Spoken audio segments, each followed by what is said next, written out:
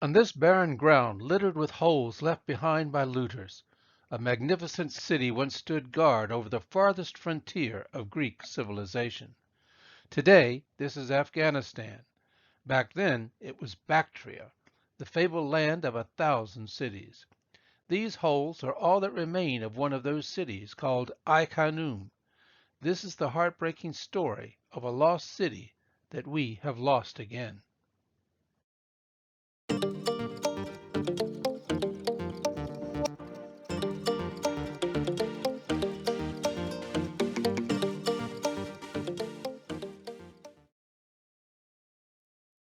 146 BCE was not a good year for great cities across the ancient world. This was the year that Rome destroyed Carthage, tearing down every building and, according to legend, sowing the ground with salt so that nothing would ever grow there again. This was also the year that Rome sacked the Greek city of Corinth, pillaging everything in sight. In time, however, these two cities would rise again, rebuilt on their ruins. But not so a third great city to the east in Central Asia, a city whose ancient name has not even survived. We know it now as Khanoum, meaning Lady Moon in Uzbek. It was a prosperous and powerful city ruled by Greeks until it too fell in about 146 BCE. But at Khanoum no later city rose above its ruins. The people who abandoned it never returned, and the people who drove them away did not bother to stay. In another video posted to this channel, I have told the story of how this city was discovered and later excavated by a team of French archaeologists working in Afghanistan.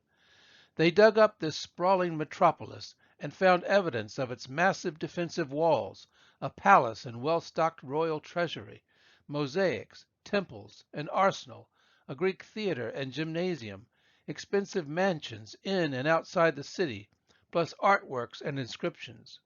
All of this lay just inches beneath the surface, barely covered by centuries of wind-blown soil that left an imprint of the streets and buildings in plain sight. Like one of those eerie ghost towns in the American West, the settlers at Khanoum simply left this world behind and went, well, no one knows where or why. We have eyewitness accounts of what happened at Carthage and Corinth, but nothing about Khanoum. Our only witnesses to this disaster are the ruins themselves, which suggest that the end came suddenly. In the days before disaster struck, the city was actually enjoying a building boom and had never been richer. The ramparts ringing the city remained strong. So what made everyone abruptly leave and never come back? Many archaeologists and historians rely upon a standard trick of their trade. They blame an invading barbarian horde. Beyond every Greek and Roman frontier, there were migratory tribal peoples, and because many of them ended up inside crumbling empires, it is easy to scapegoat them as the aggressive enemies of civilization. More often than not, however, these so-called waves of barbarian hordes infiltrated rather than invaded, filling power vacuums left by infighting among the Greeks or Romans themselves. I think that nomads eventually did infiltrate rather than conquer Bactria, after first being drawn into service by the governing elites, mainly as mercenaries. We happen to know three important things about Bactria at the time of Khanoum's abandonment.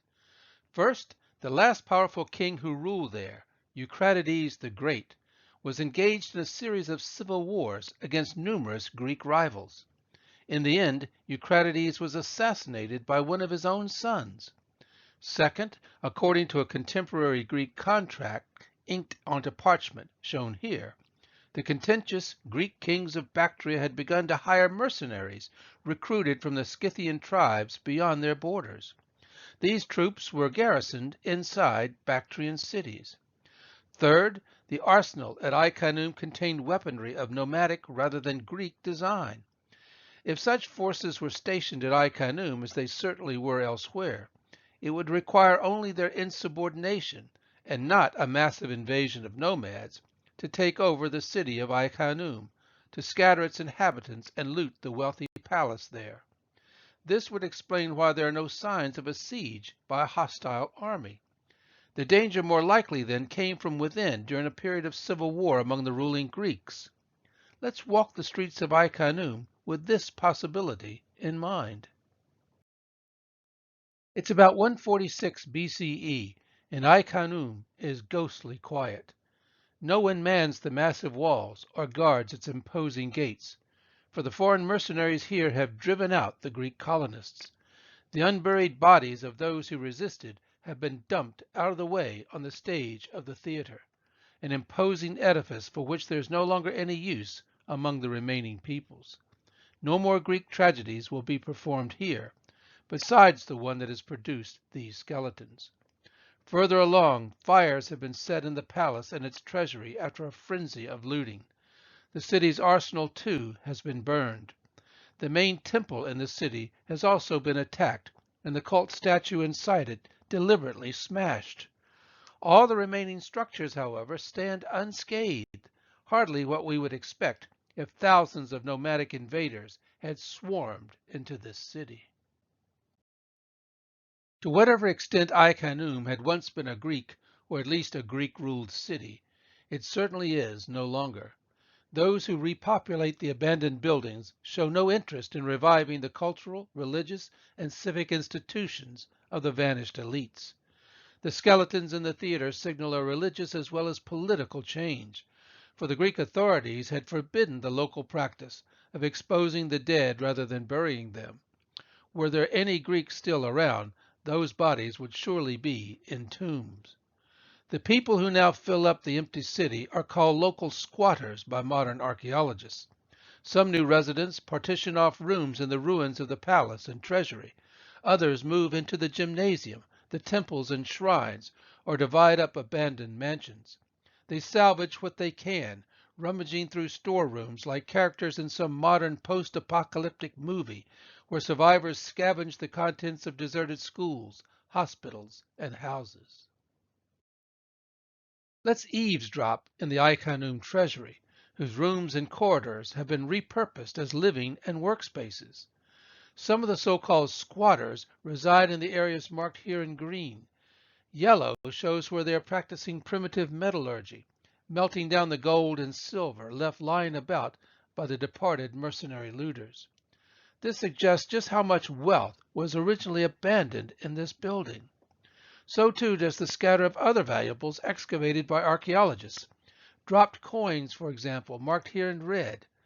The Greeks had left in place storage jars like these, each one carefully labeled by palace officials to show its contents.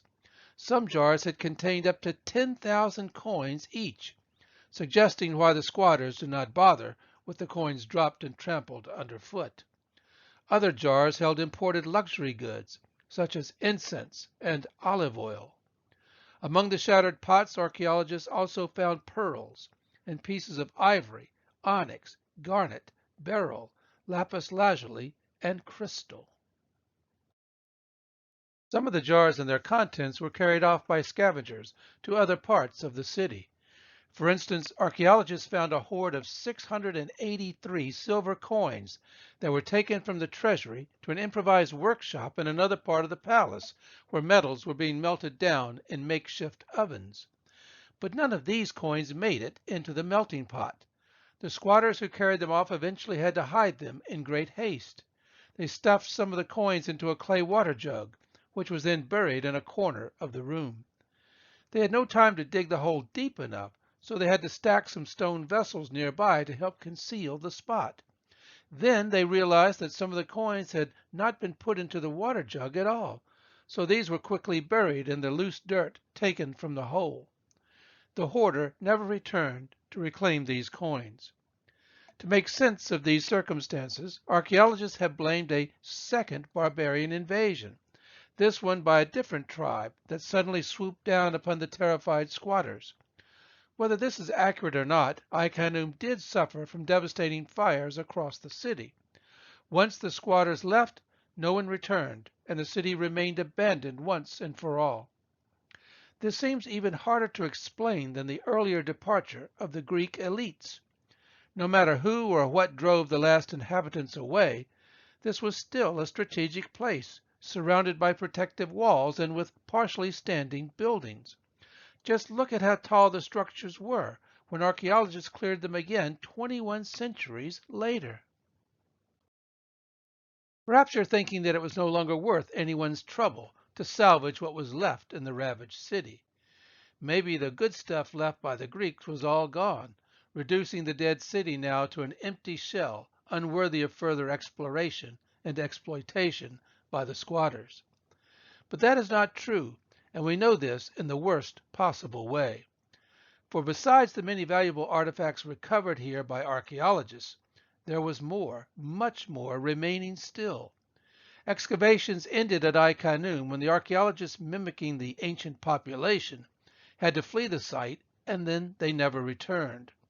This was in the late 1970s when Soviet troops invaded Afghanistan, sparking a very long and dismal period of war and revolution right down to the present day. That chaos has turned Khanoum into an archaeological and historical tragedy, a catastrophe proving that a great deal of treasure remained at hand after the Greeks, mercenaries, squatters, perhaps more invaders, and then the modern archaeologists themselves were gone. Just look at Khanoum now. It is a barren and cratered lunar landscape that gives new meaning to its Uzbek name, Lady Moon. These looters' pits are not just tiny potholes. Compare their size to this vehicle, which could be swallowed by a single pit.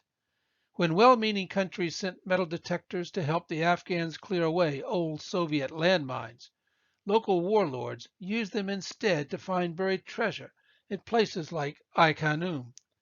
The effort expended here must have been well worth it, proving just how much valuable material had escaped the ancients. And how many pits are we talking about? Would you care to count them? Let me help you. In these satellite images, you're looking at more than 21,000 looters' pits at Khanoum. Notice how the holes occupy all the spaces not previously excavated by archaeologists, which is most of the city. Try to imagine how many artifacts these craters represent. Every one of those plundered objects had been left behind in 146 BCE and subsequently evaded the people who exploited the city as ancient scavengers or modern archaeologists. As a result, a magnificent lost city has been lost again, this time forever. I'm Dr. Frank L. Holt, posing here with a Greek statue excavated at Khanoum. If you want to learn more about the search for ancient Bactria, check out this book. And for more videos like this one, please subscribe to this channel. The subscribe button is right there.